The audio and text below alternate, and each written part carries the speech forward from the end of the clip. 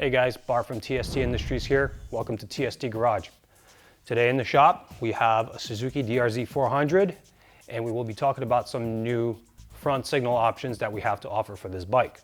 Not just the signals themselves, but some other auxiliary components that will enable you to mount these signals that we offer, or any other aftermarket pod signal system that will ditch these guys, and then perhaps not make you need flush mounts. Up until now, we've only offered flush mounts on these bikes, and we've heard a lot of comments from you guys out there that they are too low profile, and some guys feel like you can't see them very well from the front. So we decided that we're gonna wanna bring out some new signal options that will increase the visibility of the signaling system. So we have our traditional style pod signals outfitted with a bunch of LEDs inside. They're nice and bright, really easy to mount, and they get the job done. But now we're launching these new blade type signals. They are much sleeker. They are still very, very bright. They feature 6 SMD light chips on board. They have a nice lens array that actually takes the light from the LEDs and spreads it around, makes it look like a really full, big light, but in a small package.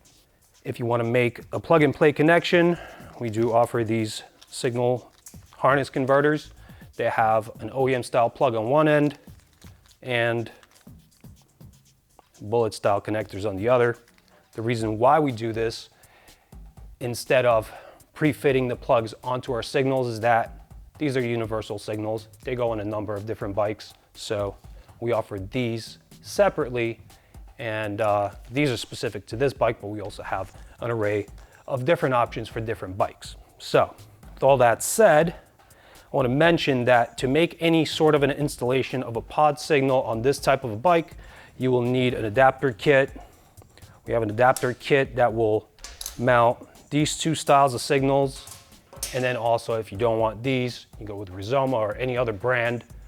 These will still enable you to mount those signals on the bike nice and easy, and you'll be able to make that installation and you'll be good to go. All right, so one other thing I want to mention before we move on to the actual installation portion. Whenever you change your OEM signals like these that have incandescent light bulbs inside to LED style signals, you will have something we call hyperflash. The signal will flash very rapidly. The LED signals draw much less current than these guys, and they alert your signaling system to start signaling very fast. And that's for the purpose of letting you know something odd is happening with your signaling system. Obviously it's not, you still have signaling lights, so you'll need to do something to stabilize that flash rate to the OEM 85 cycles per minute rate.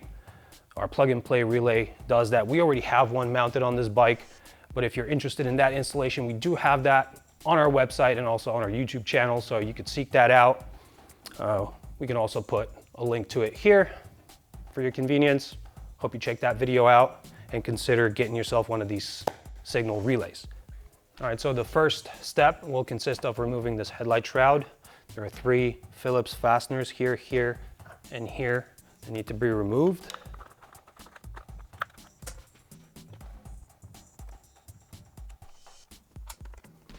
These fasteners do have shoulder washers. Remember to collect those, they will be reused.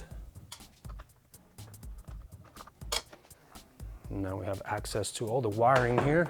You can undo this sheath and identify the signal plugs.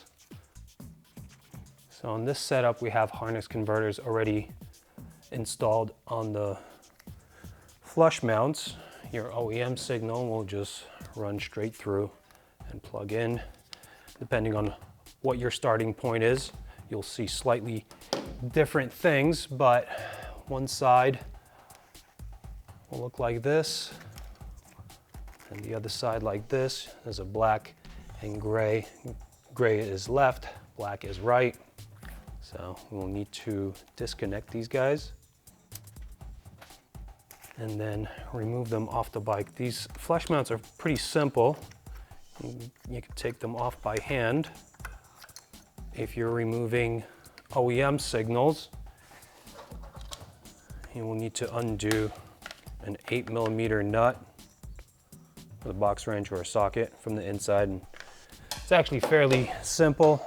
If you want to see the step-by-step procedure, we do have it documented from when we did the installation of these guys. So if you want to reference that, you could see those steps in our flush mount video.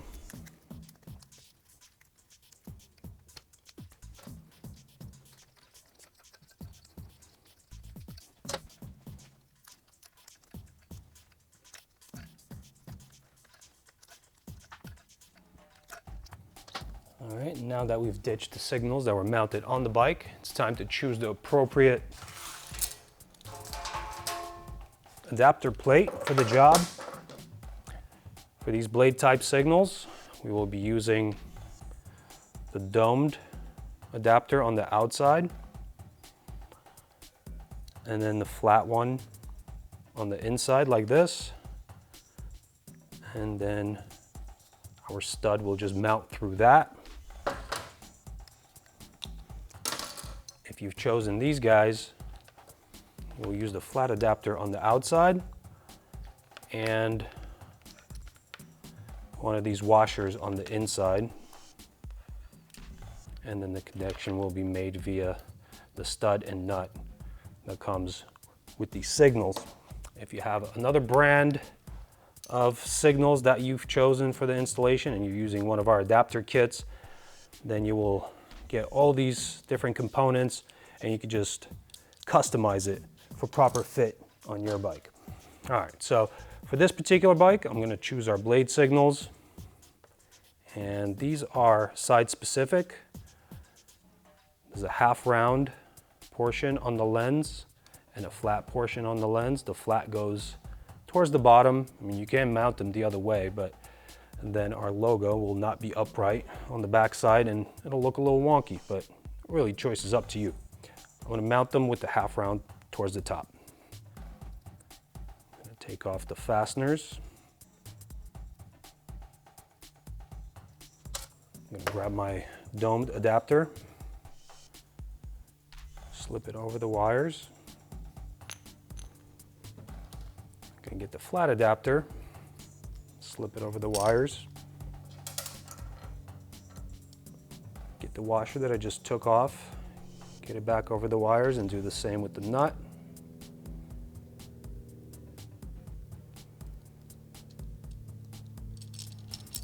Now we can fit this all through the slot here. Get the components that go on the back side through. Get it all matched up, get the stud through, and then just thread it up.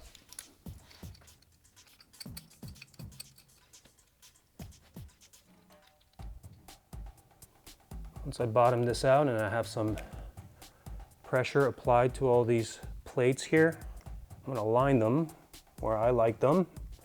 Make sure that my signal lens is perpendicular to the ground.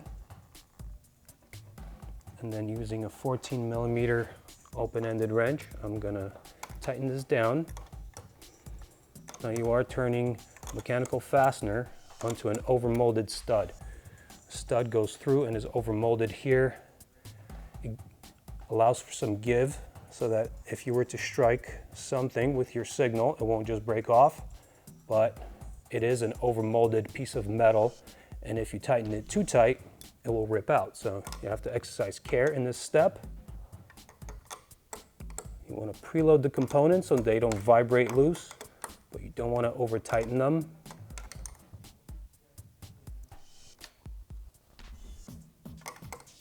And there we go.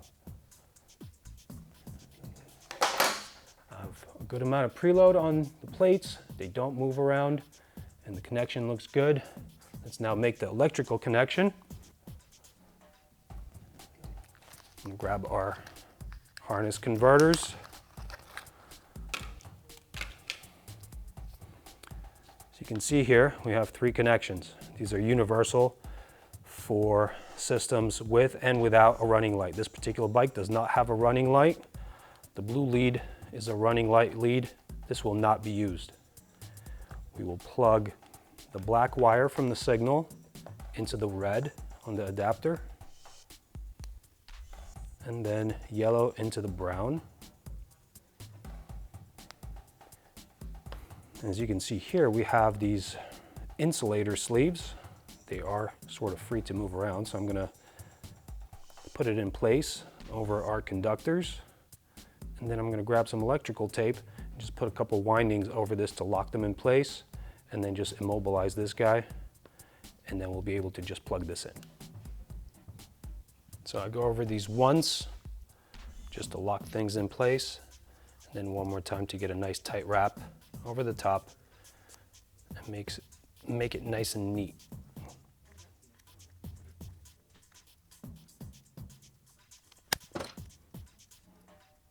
So now we have a nice tight and neat package. We can get it routed to the top here. There's no real specific way of routing it properly. I just like to distribute the bulk and hide as much wire inside as possible. Like I said, the left side was the gray plug. The male plug just keys right in. There's only one way to plug it in. Let's test it.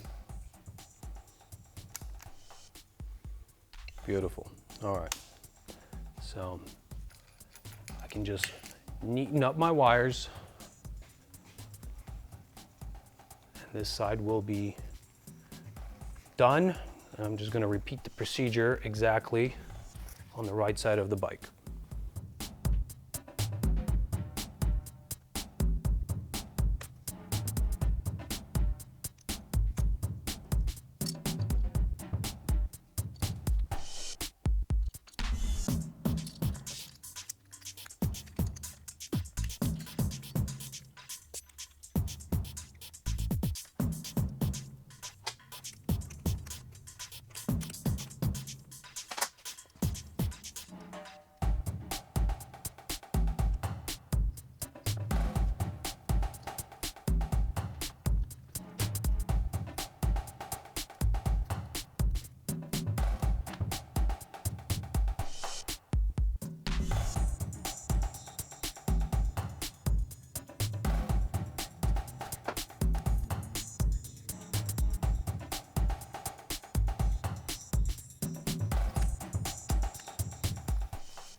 All right, so from this point forward, we're just going to be doing steps in the reverse order of disassembly.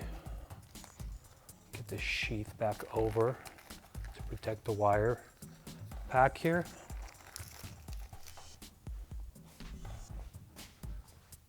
If you are needing to do, if you're in need of changing your signal relay, it's located right here. But like I said, we do have a separate video for that. Shroud goes back on. Make sure to replace the shoulder washers with the fasteners.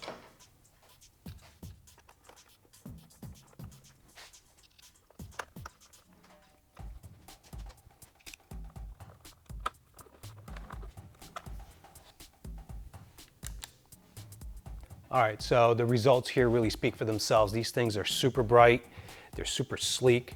They really complement the body lines of this motorcycle. They look like they were meant to be on there from the factory. This is what Suzuki gives you. Compared to that, I like this a lot better. Now, if you're not into this look and you like the more traditional arrow look, these are available on our website as well. And I already showed you guys how they install with our adapter kit. So those will be available to you, as well as our flush mounts that we've had out for a couple of years. These have been fairly successful, but I feel like this is a much smarter choice for this motorcycle. All right, so this is a really nice kit for the front. We also offer a really nice fender eliminator and integrated taillight system for the rear of this bike. I hope you guys will check out that kit on our website, tstindustries.com. Thank you for watching. I'm done here. Hope to see you again.